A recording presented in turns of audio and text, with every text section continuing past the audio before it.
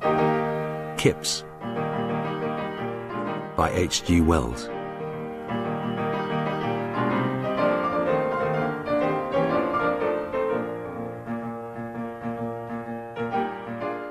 Until he was nearly arrived at manhood, it did not become clear to Kipps how it was that he had come into the care of an aunt and uncle instead of having a father and mother like other little boys. He knew that a certain faded, wistful face that looked at him from a plush and gilt-framed daguerreotype above the mantel of the sitting-room was the face of his mother. But the phantom mother that haunted his memory so elusively was not like that, though he could not remember how she differed. It was clear, however, that she handed him over to his aunt and uncle at New Romney with explicit directions and a certain endowment. One gathers she had something of that fine sense of social distinctions that subsequently played so large a part in Kipps' career.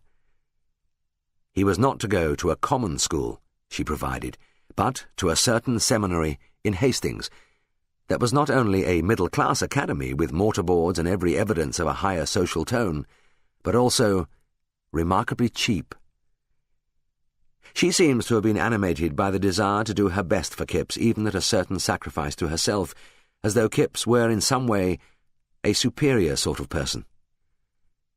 His aunt and uncle were already high on the hill of life when first he came to them. They had married for comfort in the evening, or at any rate in the late afternoon of their days. They were at first no more than vague figures in the background of proximate realities.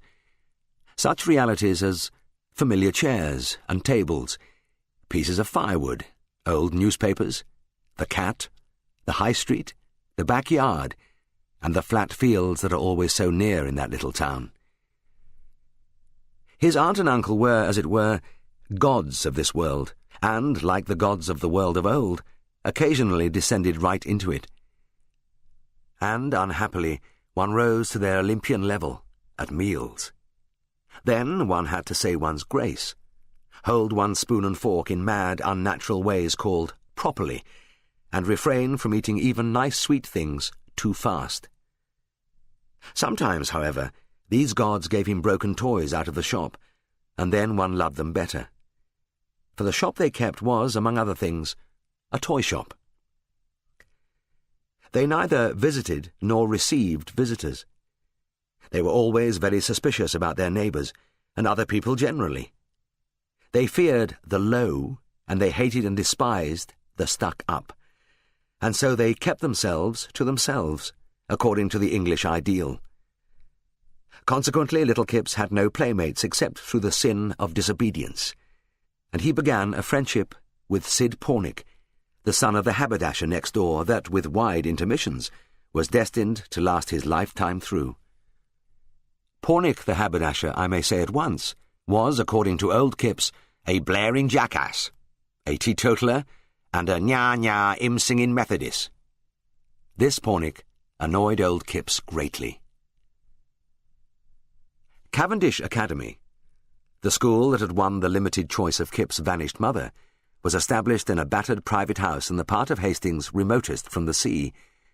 Its principal was a lean, long creature of indifferent digestion and temper, who proclaimed himself on a gilt-lettered board in his front area, George Garden Woodrow, F.S.Sc., letters indicating that he had paid certain guineas for a bogus diploma. The memories Kipps carried from that school into afterlife were set in an atmosphere of stuffiness and mental muddle, and included countless pictures of sitting on creaking forms, bored and idle. But interspersed with the memories of this grey routine were certain patches of brilliant colour. The holidays. His holidays, which, in spite of the feud between their seniors, he spent as much as possible with Sid Pornick. They seemed to be memories of a different world. They were glorious days of mucking about along the beach, the siege of unresisting Martello Towers, the incessant interest of the mystery and motion of windmills, the windy excursions with boarded feet over the yielding shingle to Dungeness Lighthouse. The holidays were indeed very different from school. They were free, they were spacious, and though he never knew it in these words, they had an element of beauty. In his memory of his boyhood, they shone like strips of stained glass window in a dreary waste of scholastic wall. The last of these windows was the brightest, and its glory was a single figure. For, in the last of his holidays, before the Moloch of retail trade got hold of him, Kipps made his first tentative essays at the mysterious shrine of love. And the object of these first stirrings of the great desire was no other than Sid's sister, Anne.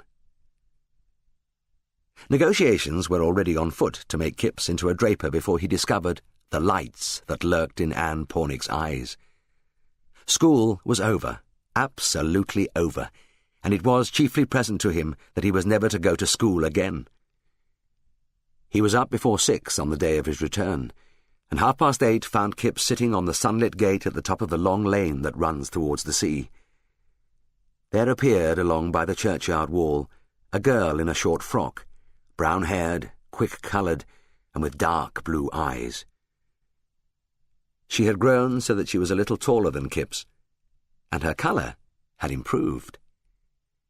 He scarcely remembered her. Some vague emotion arose at the sight of her. He stopped whistling and regarded her, oddly tongue-tied. "He can't come," said Anne, advancing boldly. "Not yet." "What? Not Sid?" "No. Father's made him dust all his boxes again." "Oh." Pause. Kipps looked at her and then was unable to look at her again. "You left school?" she remarked after a pause. "Yes." "So Sid." Anne put her hands on the top of the gate. "Can you run?" she said presently. "Run you any day," said Kipps. "Give me a start."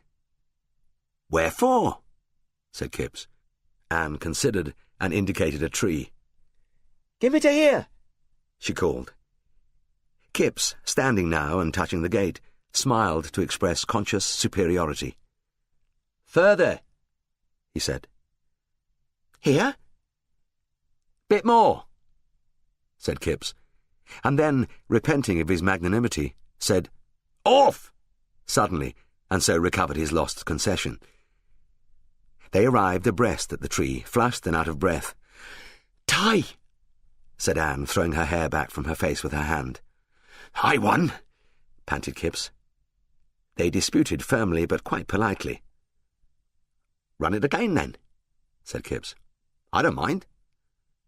They returned towards the gate. "You don't run bad," said Kipps. "I'm pretty good, you know."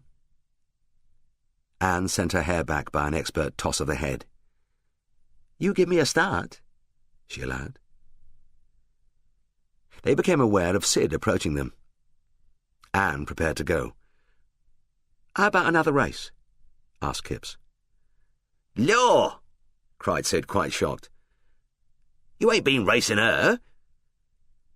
Anne swung herself round the end of the gate with her eyes on Kipps, and then turned away suddenly and ran off down the lane.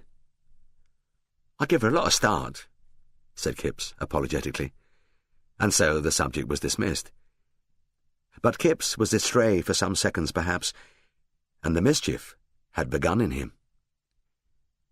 The two friends were pensive for a space, and then Sid began to discourse on fragments of love, a theme upon which Kipps had already, in a furtive way, meditated a little, but which, apart from badinage, he had never yet heard talked about in the light of day. And so they budded. "I would like to have a girl," said Kipps. "I mean, just to talk to and all that." At last they were drawn dinnerward, and went home hungry and pensive side by side. But Kipps' imagination had been warmed by that talk of love, and in the afternoon when he saw Anne Pornick in the High Street and said, "Hello," it was a different hello from that of their previous intercourse. And when they had passed, they both looked back and caught each other doing so. And when he was in bed, he put his head under the pillow and whispered very softly, "I love Anne Pornick." In the morning he could hear Anne singing in the scullery next door, and it was clear to him that he must put things before her. Towards dusk that evening they chanced on one another, out by the gate by the church. Anne sat up upon the gate, and her eyes looked at Kipps from a shadowed face.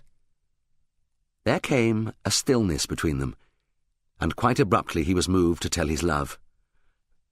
"Anne," he said, "I do like you. Will you be my girl?" Anne made no pretence of astonishment. "If you like, Artie," she said lightly. "I don't mind if I am." "All right," said Kipps, breathless with excitement. "Then you are." "All right," said Anne. Something seemed to fall between them. They no longer looked openly at one another. "Law!" cried Anne suddenly. "See that one!" and jumped down and darted after a cockchafer. And with that, they were girl and boy again. They avoided their new relationship painfully. They did not recur to it for several days, but all the while Kip's imagination was urging him to that unknown next step. It became evident to him that it would be nice to take Anne by the hand. Then a great idea came to him in a paragraph called Lovers' Tokens that he read in a torn fragment of Titbits. It fell into the measure of his courage. A divided sixpence. He fished a sixpence out of his jejune tin money-box, and when they met again he endeavoured to explain the theory of broken sixpences and his unexpected failure to break one. "But what you break it for?" said Anne. "It's no good if it's broke." "It's a token," said Kipps. "Tell you what," she said. "You let me have it, Artie. I know where Father keeps his file." Kipps handed her the sixpence, and they came upon a pause. In considering the sixpence side by side, his head had come near her cheek. "Anne," he said, "I do love you." He paused for breath. "Anne, I wish you'd—" He stopped.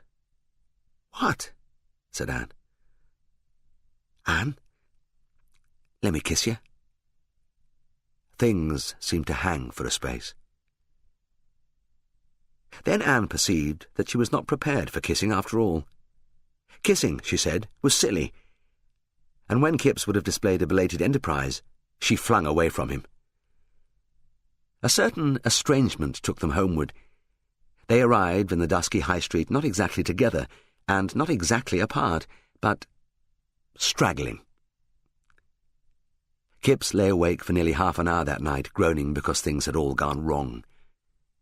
And then, with paralysing unexpectedness, came the end. Mr. Shalford, the draper at Folkestone to whom he was to be bound apprentice, had expressed a wish to shape the lad a bit before the autumn sale. Kipps became aware that his box was being packed. He became feverishly eager to see Anne just once more, and within half an hour of his departure he came on Sid. "Hello," he said. "I'm off." "Business?" "Yes." Pause. "I say, Sid, you going home?" "Straight now." "Do you mind?" "Ask Anne." "About what?" "She'll know." And Sid said he would. But it failed to evoke Anne. At last the Folkestone bus rumbled up, and he ascended. The bus was in motion, and old Kipps was going back into his shop. Then Kipps heard a door slam, and instantly craned out his neck to look back. He knew that slam so well. Behold! Out of the haberdasher's door a small untidy figure in homely pink print had shot resolutely into the road, and was sprinting in pursuit. "Artie!" she cried, breathlessly. "Artie! Artie! You know! I got that!" The bus was already quickening its pace and leaving her behind again, when Kipps realised what that meant. He became animated, and gathered his courage together, and mumbled an incoherent request to the driver to stop just a jiff for something. Anne leapt up upon the wheel. Kipps looked down into Anne's face, and he met her eyes just for 1 second as their hands touched. something passed quickly from hand to hand, something that the driver, alert at the corner of his eye, was not allowed to see. All she said was, "I done it this morning." Then she dropped down, and the bus moved forward.